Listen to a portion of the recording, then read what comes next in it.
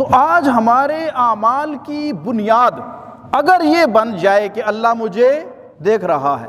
حضرت سیدنا عمر فاروق رضی اللہ تعالیٰ عنہ کا دور تھا.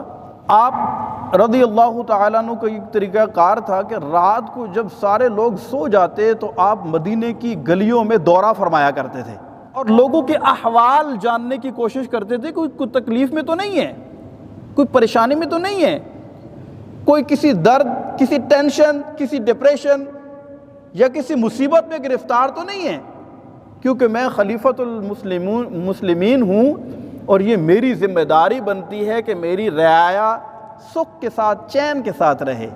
ایک مرتبہ آپ مدینے کی گلیوں کے اندر دورہ فرما رہے تھے کہ ایک گھر سے باتیں کرنے کی آواز آئی. آپ نے کان لگا کر سنا تو ایک ماں اپنی بیٹی سے یہ کہہ رہی تھی کہ بیٹی دودھ میں پانی ملا دو. بیٹی نے آگے سے جواب دیا کہ امیر المومنین حضرت سیدنا عمر فاروق رضی اللہ تعالی عنہ, حضرت سیدنا عمر فاروق اعظم رضی اللہ تعالی عنہ نے دودھ میں پانی ملانے سے منع کیا ہے.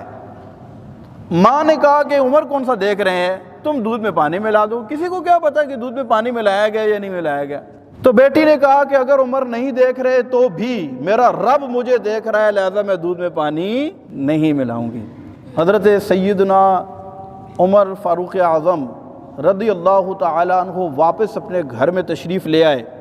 صبح ہوئی تو اپنے بیٹوں کو جمع کیا اور کہا کہ میں نے ایک بہت زبردست رشتہ دیکھا ہے, تم میں سے کون ہے جو شادی کرنے کے لیے تیار ہے.